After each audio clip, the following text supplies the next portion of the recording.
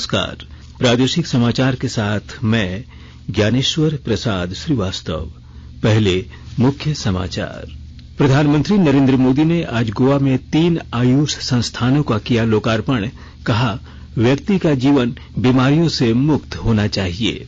केंद्रीय स्वास्थ्य और परिवार कल्याण मंत्री डॉक्टर मनसुख मांडविया ने कहा कि केंद्र सरकार सभी नागरिकों तक स्वास्थ्य सुविधाओं की पहुंच प्रदान करने के लिए वचनबद्ध है। जामताड़ा जिले के विभिन्न क्षेत्रों में हाथियों के विचरण की सूचना। उधर पलामू टाइगर रिजर्व इलाके में तेंदुए के हमले से एक 12 वर्षीय बच्ची की मौत। और फीफा विश्व कप में सेमीफाइनल मुकाबले तय। अर्जेंटीना का मुकाबला क्रोएशिया से और फ्रांस का सामना मोरक्को से होगा। और अब समाचार विस्तार से। प्रधानमंत्री नरेंद्र मोदी ने कहा कि व्यक्ति का जीवन निरामय होना चाहिए और बीमारियों से मुक्त होना चाहिए। वे आज गोवा में 9वें विश्व आयुर्वेद कांग्रेस और आरोग्य एक्सपो के समापन समारोह में बोल रहे थे। इस दौरान उन्होंने कहा कि ये संस्थान आयुष क्षेत्र को रफ्तार देंगे। आयुष से जुड़े 3 इंस्टीट्यूट के लोकार्पण का अवसर भी मिला है। मुझे विश्वास है all India institute of Ayurveda Goa, national institute of यूनानी मेडिसिन गाजियाबाद और national institute of homeopathy Delhi, ये तीनों आयुष हेल्थ केयर सिस्टम को नई गति देंगे। आयुर्वेद एक ऐसा विज्ञान है जिसका दर्शन, जिसका मोटो है सर्वे भवन्तु सुखिनः सर्वे सन्तु निरामया, यानी सबका सुख सबका स्वास्थ्य। आयुर्वेद की दृष्टि से मैं स्वस्थ होने की परिभाषा कहीं व्यापक है।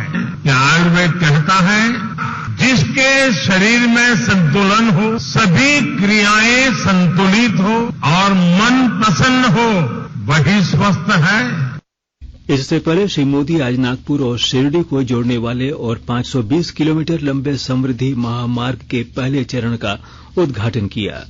इस अवसर पर श्री मोदी ने कहा कि इससे हर क्षेत्र के लोगों को बहुत बड़ी सुविधा मिलेगी। उन्होंने कहा कि अमृतकाल में राज्यों की प्रगति देश का विकास करेगी।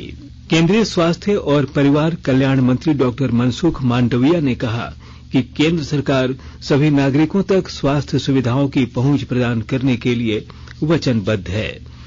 वे आज वाराणसी में 2 दिवसीय सार्वभौमिक स्वास्थ्य कवरेज के राष्ट्रीय सम्मेलन के समापन समारोह को संबोधित कर रहे थे। इस दौरान उन्होंने भारत के स्वास्थ्य मॉडल को अद्वितीय बताया और कहा कि यह सेवा पर आधारित है, न कि व्यापार पर। उन्होंने स्वास्थ्य सेवाएं प्रदान करने वाले अधिकारियों और कार्यकर्ताओं से अपील की कि वे निष्ठा और सेवा के साथ कार्य करें।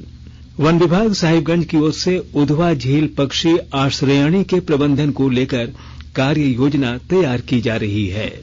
और ब्यौरे के साथ हमारे साहिबगंज संवाददाता।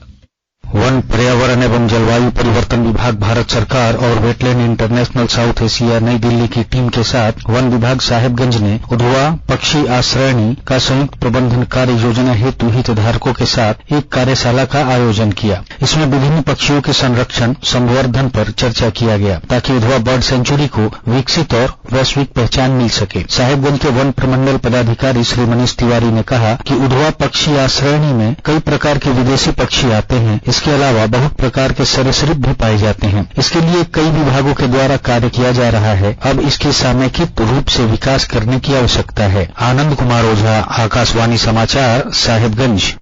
झारखंड प्रदेश अनुशासन समिति के चेयरमैन सह झारखंड प्रदेश कांग्रेस कमेटी के उपाध्यक्ष ब्रजेंद्र प्रसाद सिंह ने कहा है कि संगठन में अनुशासनहीनता बर्दाश्त नहीं की जाएगी। उन्होंने एक प्रेस बयान जारी कर कहा कि पिछले कुछ दिनों से कांग्रेस के पदाधिकारियों के द्वारा शीर्ष नेताओं एवं पार्टी के विरुद्ध लगातार बयानबाजी की जा रही है। इधर पिछले दिनों झारखंड प्रदेश कांग्रेस की नई कमेटी का गठन किया गया है, जिसमें नए पदाधिकारी चुने गए हैं। आकाशवाणी के ताजातरीन समाचारों के लिए आप हमारी वेबसाइट newsonair.com पर लॉग इन कर सकते हैं। ताजा समाचार Twitter handle @AIR news alerts और Facebook page All India Radio news पर भी उपलब्ध है। आप प्रादेशिक समाचार एकांश को Twitter handle @AIR news _ Ranchi और फेसबुक, इंस्टाग्राम पेज तथा YouTube channel AIR news Ranchi पर भी हमारे बुलेटिन सुन सकते हैं। प्रादेशिक समाचार आप आकाशवाणी रांची से सुन रहे हैं। हेमंत सरकार के काम बेमिसाल, निखुद कमाल बोलत झारखंड खुशहाल। 132 खतिया नौरा रक्षण अधिनियम में संशोधन विधेयक पारित करवाले। सरना धर्म कोड पारित करवाले। पुराना पेंशन योजना फिर से लागू करवाले। 75% आरक्षण लानल। सर्वजन पेंशन योजना, किशोरी समृद्धि योजना। विद्यार्थी मंडले छात्रवृत्ति बढ़ाले। रिकॉर्ड समय में नौकरी रोजगार दिले भारी। लाखों किसान मनक ऋण माफ करवाले। हेमंत सरकार के काम बेमिसाल, निखुद कमाल बोलत झारखंड खुशहाल। सूचना एवं जनसंपर्क विभाग झारखंड सरकार द्वारा जनहित में प्रसारित। प्रादेशिक समाचार में आपका एक बार फिर स्वागत है। जामताड़ा जिले के विभिन्न क्षेत्रों में पिछले 3 दिनों से हाथियों का झुंड विचरण कर रहा है। आज सुबह बोदमा हाल्ट के पास रेल लाइन पार कराकर हाथियों के झुंड को जिले के नाला प्रखंड क्षेत्र में प्रवेश कराया गया है। वन विभाग की टीम की ओर से हाथियों के झुंड को मसालिया होते हुए दुमका जिले के वन क्षेत्र में प्रवेश कराने का प्रयास लगातार किया जा रहा है। साथ ही हाथियों को उग्र होने से रोकने के लिए ग्रामीणों से शांति बनाए रखने की अपील की जा रही है। पलामू टाइगर रिजर्व इलाके में कल देर शाम एक तेंदुए के हमले में 12 वर्षीय बच्ची की मौत हो गई। बच्ची को बेहतर इलाज के लिए MRMCH मेदनी नगर में भर्ती कराया गया था, जहां इलाज के दौरान उसकी मृत्यु हो गई। पलामू टाइगर रिजर्व के इतिहास में तेंदुए के हमले में किसी बच्चे की मौत की यह पहली घटना है। सामाजिक संस्था इंकलाब ने नशा मुक्त जमशेदपुर अभियान के तहत मानगो गांधी मैदान से साकची बिरसा मुंडा चौक तक रैली का आयोजन किया। इस अवसर पर पूर्वी सिंहभूम जिले के वरीय पुलिस अधीक्षक प्रभात कुमार ने कहा कि नशा मुक्ति के लिए जागरूकता जरूरी है। वहीं उपायुक्त विजय जाधव ने कहा कि शहर में नशा करने वाले कम उम्र के लोग ज्यादा दिख रहे हैं। इस पर रोक लगाने के लिए सामाजिक संस्थाओं को भी आगे आना होगा। खूंटी जिले के जरियागढ़ थाना क्षेत्र के तिलमी गांव में आज तोरपा विधायक कोचे मुंडा और सांसद के जिला प्रतिनिधि मनोज कुमार ने 10 कमरों के उच्च विद्यालय की आधारशिला रखी। कार्यक्रम में तोरपा विधायक कोचे मुंडा ने कहा कि केंद्र सरकार शिक्षा की बेहतरी के लिए कार्य कर रही है। रांची स्थित आड्रे हाउस में Tata steel Jharkhand literacy meet के दूसरे दिन आज साहित्य और कला से संबंधित कई कार्यक्रम आयोजित किए गए। इस अवसर पर आदिवासी और क्षेत्रीय फिल्मों पर विशेष चर्चा की गई। द अनटोल्ड धोनी स्टोरी पर भी लिटरेसी मीट के दौरान बातचीत की गई। मौके पर साहित्य और कला जगत के कई नामी हस्तियां शामिल हुए। कतर में फीफा फुटबॉल विश्व कप में सेमीफाइनल मुकाबले तय हो गए हैं। अंतिम 4 में बुधवार देर रात अर्जेंटीना का मुकाबला क्रोएशिया से और गुरुवार देर रात फ्रांस का सामना मोरक्को से होगा। और अब संक्षिप्त खबरें। उपराजधानी दुमका के गांधी मैदान में आज 10 दिवसीय पलाश आजीविका उत्सव सरस मेले का उद्घाटन ग्रामीण विकास मंत्री आलमगीर आलम, कृषि मंत्री बादल पत्रलेख और दुमका विधायक बसंत सोरेन ने संयुक्त रूप से किया।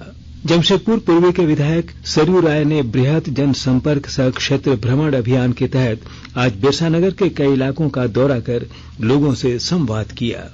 लोहरदगा में गीता जयंती के अवसर पर विश्व हिंदू परिषद और बजरंग दल द्वारा शौर्य पथ रैली निकाली गई। और अब अंत में मुख्य समाचार एक बार फिर।